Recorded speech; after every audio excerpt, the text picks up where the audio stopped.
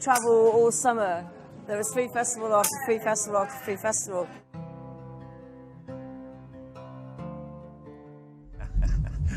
We're the black sheep of the fields. The travellers, having made their point about how they wanted to live, they were put under the cosh.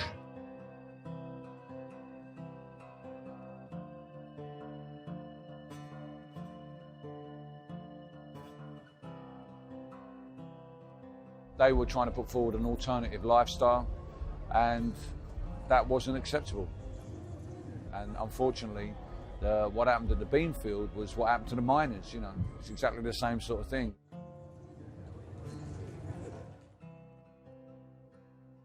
Every year we go to Stonehenge. So like we weren't really travelling to the Beanfield, we were going to Stonehenge. Every year we went to Stonehenge. We'd go on the 1st of June and then we'd have that festival for a month. We looked forward to it every year. It was all happy. We'd congregate on little sites round and about in the area. 1st of June, we'd all pack up and get in a convoy on the road, and on the road, more convoys would join us from different sites. In the end, there was a lot of people going to Stonehenge. 1985, they weren't having it. Police started blocking off areas so we couldn't get anything through, and eventually we come up to a massive roadblock. Like there was actually no way of getting through at all. We heard news from the back and the front of the convoy that they were coming down the sides with truncheons. Like, this was like a disaster.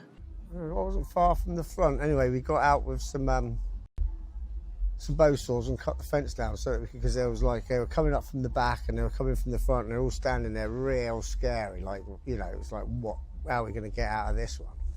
So broke into this field. It was just a green field first, and then they encircled us everywhere, all the way around the field.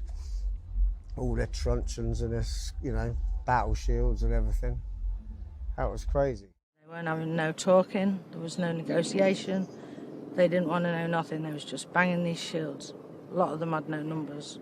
They were unidentifiable sea of black faces all around us like this. We were watching them all the time, intensely watching them, because at any minute we knew they was going to charge us. Because that's what they was, like a war party.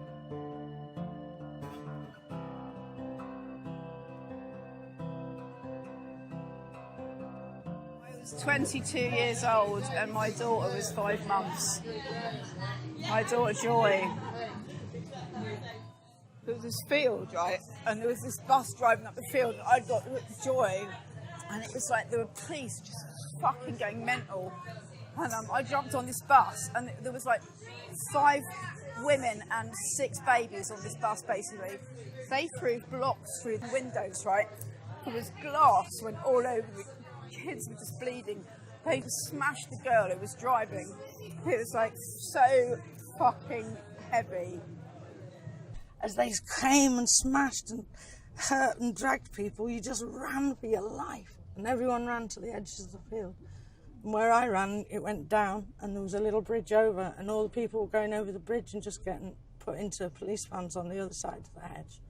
I slid down into the hedge. I stayed there in that hedge for 10 hours and never fucking moved. It was a militarised, systematic destruction of my family, and it was fucking outrageous. These events spark off with one small thing and escalate, but more control has to be put on the police when how to deal with escalating situations, because violence can't be the answer.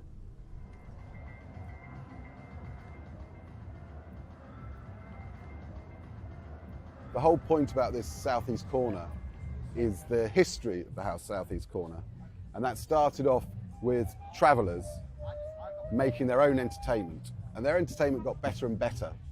The artistic installations, the graffiti artists, the general creative spirit that goes in to all the aspects. It got so popular that it had to split up into different areas, such as Shangri-La, Block 9, the Common, and the young fairgrounds. I wanted to be involved ever since I heard the story of Battle of Beanfield. What we do as street artists, we go around the world and try to take in the facts and then come up with an illustration and our version of things and from our perspective, and to bridge that in ways that a young generation can grasp what we're trying to say. Just made the plaques for the commemoration of the Battle of the Beanfield 30 years ago, and they're being used as prizes here for the young fairground. The reason we decided to bring that into approach is that we didn't want it to get forgotten amongst the young people, and so with the opportunity of some of the people that were actually at the Beanfield, it's been a shared experiences, and just trying to remind people that there was a massive event, or to some a cataclysmic event, and to others a big inspiration. It's almost like a cultural genocide manoeuvre that they tried to pull on us, you know. And it made life so very difficult for the people that were affecting it. They'd been living in a wagon, and all of a sudden the wagon had gone, they're on the side of the road, they've got nowhere to go. It made it very black and very grey, whereas before all of that, the festival was really colourful, the culture was really colourful. It was about culture, having fun, enjoying life, and sharing knowledge.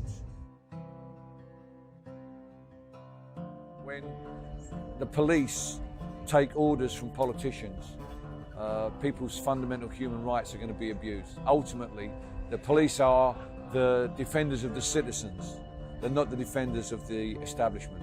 And what happened at the Battle of the Beanfield was that a politicised police force did the bidding of an establishment, and we have to fight against that idea as strong as we can, and each generation has to be reminded that these are our basic rights, and the law is there to protect us from the likes of politicians trying to abuse the police force in order to make their point and to oppress people.